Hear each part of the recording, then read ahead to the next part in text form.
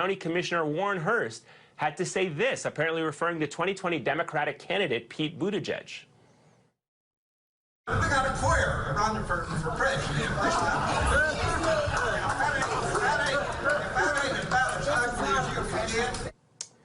We got a queer running for president.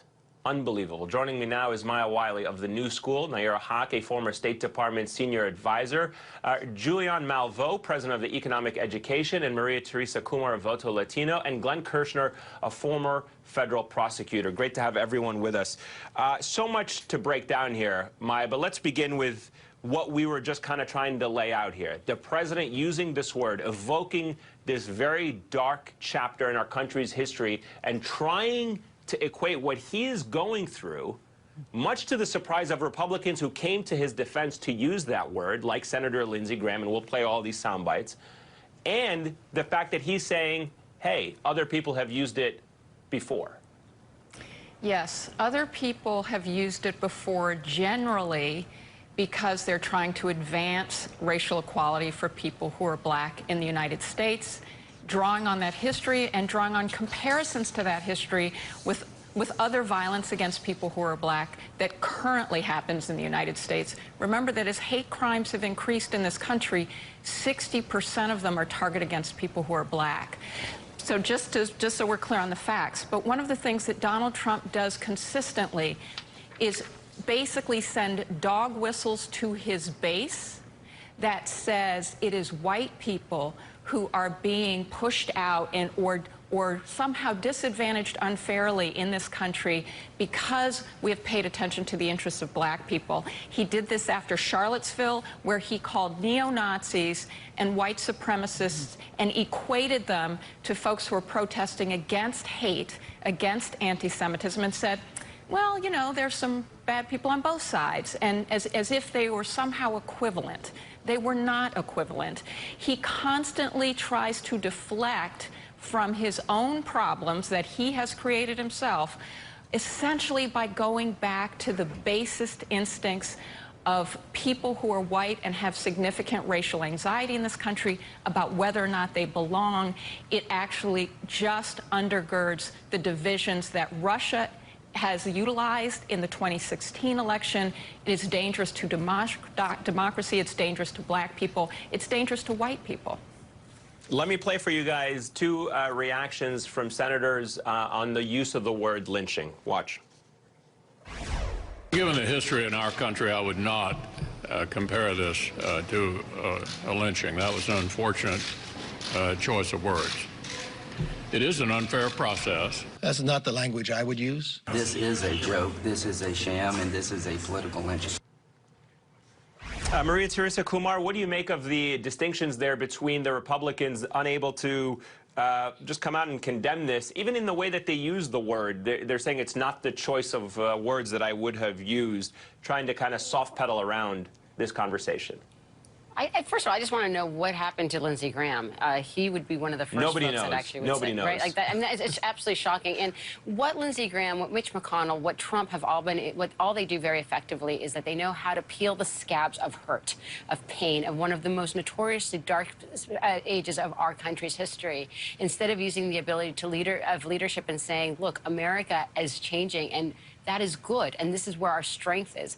When we keep talking about this idea of, you know, the United States and people of color, we flippantly say, oh, you know, the minorities. We're talking about 135 million Americans. When you start talking about disenfranchisement, words matter, consequences matter. We only need to look at what happened in El Paso, Texas, just 2 months ago, when someone who was reading and inspired by the president's tweets got into his car, decided to drive over 10 hours and kill a town that was 85% Latino to send a message about a Mexican invasion, using the president's tweets, connecting that the fact that the reason he was doing this was that it was directly to the voting bloc. The lynching is also part of that history of disenfranchisement, of trying to terrorize a population to ensure that we are not participating in American fabric.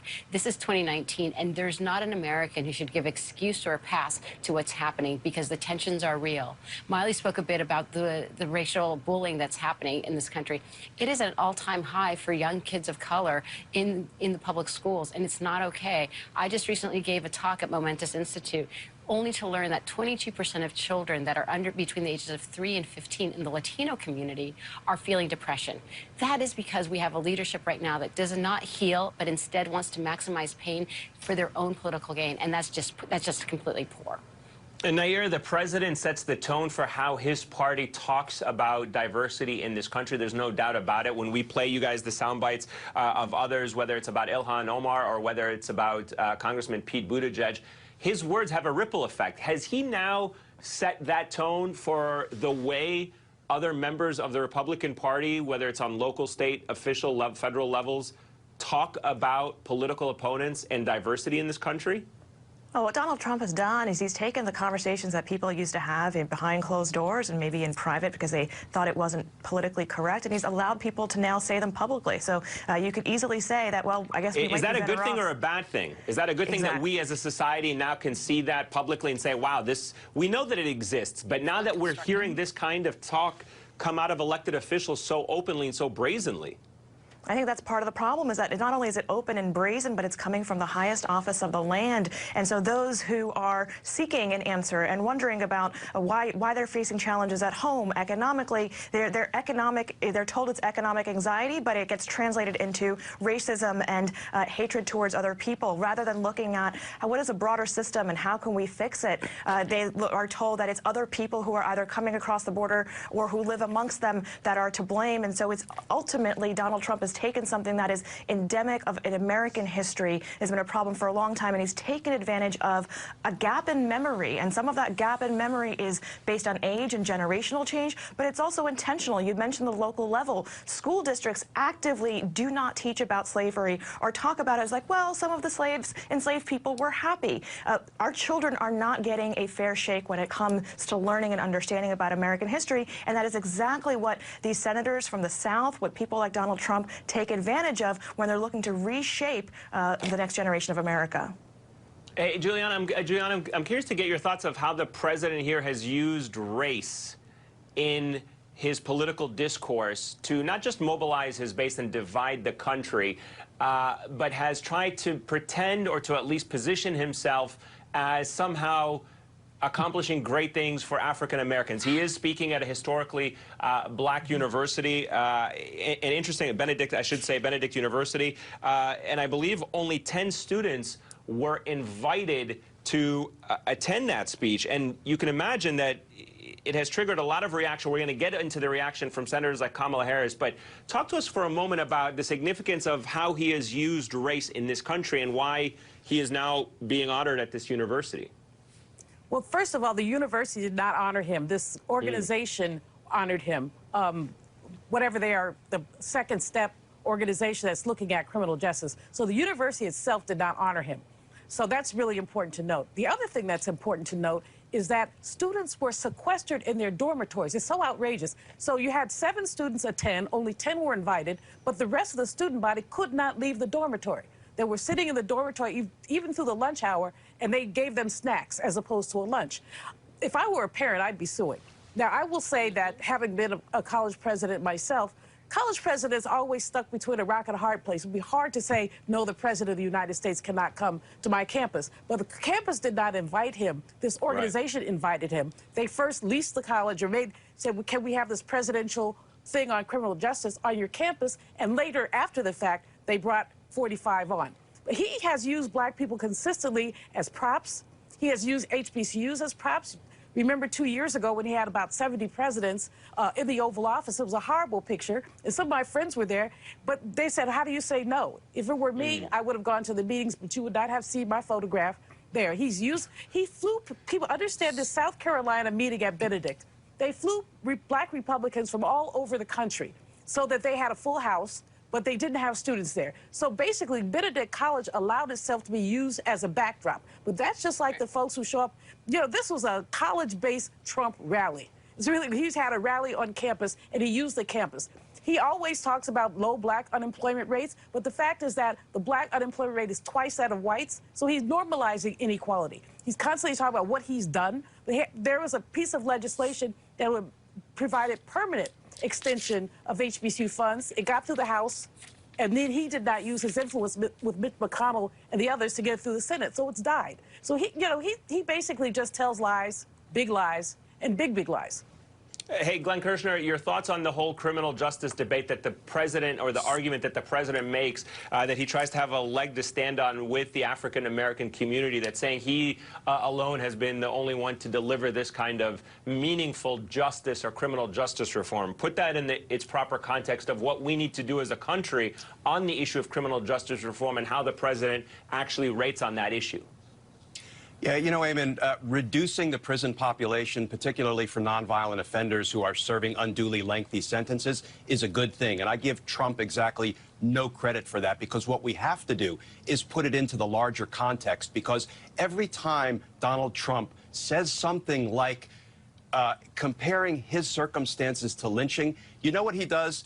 He's honoring this country's history, but he's honoring things like 1787's Three-Fifths Compromise, where a black person wasn't a full person, only 3/5 of a person. And he's honoring 1857's Dred Scott decision, where a black man tried to sue to have himself and his family declared citizens, and the courts said, no, you can never be a citizen of the country to which you were brought via kidnapping. He honors what is a low point in our Supreme Court jurisprudence, 1896's Plessy versus Ferguson's horrific separate but equal doctrine, where the government sanctioned segregation and prejudice. Those are the things that Donald Trump honors when he compares his circumstances with lynching. And real quick, Eamon, you mentioned Jamel Bowie's terrific column in yesterday's New York Times, and I urge everybody to read it, because he sets out how the Donald Trumps and the Lindsey Grahams, by saying, you know what,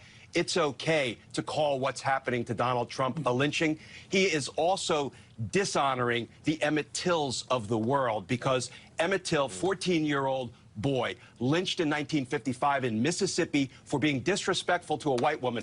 Donald Trump is honoring the people today that are in Mississippi shooting up, literally shooting up, the Emmett Till Memorial over and over again, such that it has to be re-erected and re-erected.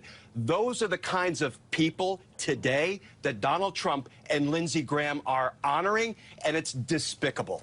Eamon, You know, it was 100 years after the Red Summer of 1919. In the Red Summer of 1919, about 36 cities had racial disturbances initiated by whites against black people. One of the first was in Chicago. There was one here in Washington, D.C., and in many other cities. And these people were motivated by the racial rhetoric of Woodrow Wilson. You see this.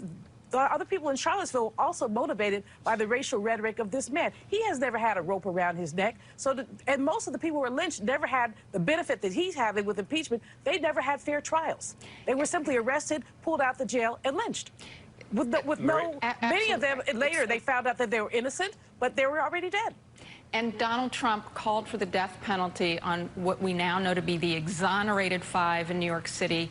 He has never retracted from that. That's present-day facts. But more importantly, if the reality of the First Chance Act, that the reforms that were passed by Congress, thanks to bipartisan efforts, Jared Kushner pushed in the White House, and in a spring meeting, the news reporting showed that Donald Trump himself was snubbing the First Chance Act himself, the First Step Act himself, and was not wanting to raise it in any of his rallies. And if you look at the rhetoric in his rallies, what he has actually done is ignored criminal justice reform. He doesn't want his base to see that he participated in it. And secondly, he has snubbed what might come next. He has never set forth how committed he will be to criminal justice reform moving forward. And one last piece on this, because if he were really committed, he wouldn't have been in Cincinnati actually talking about inner city communities, saying that the billions of dollars that Democrats have sent to inner cities was stolen money. That's the language he used in Cincinnati for his base in talking about cities that need resources to address racial inequality.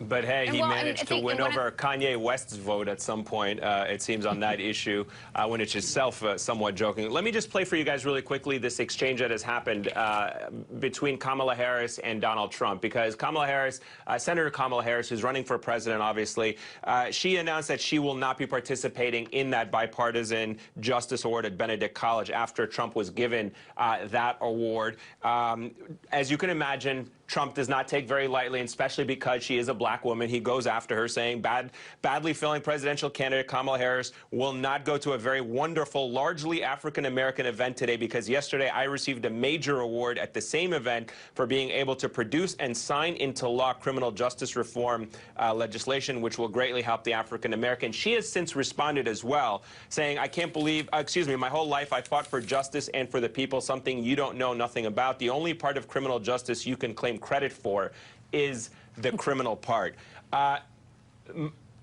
Nayyera, walk us through whether or not, politically speaking, this was the right move for presidential candidate Kamala Harris. What do you think of how she has handled this situation and the president's response?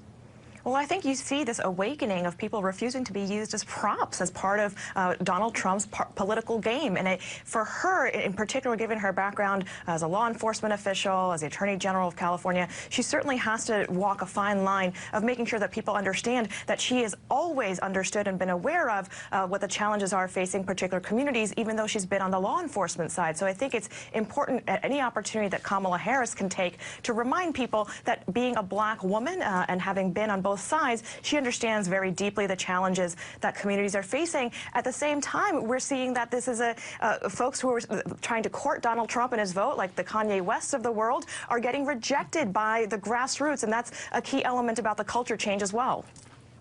All right, Maya, Nayyera, you guys are both going to be back with us later on in the program. Thank you to Julian Malveaux, Maria Teresa Kumar, and Glenn Kirshner for your insights. Thank you very much.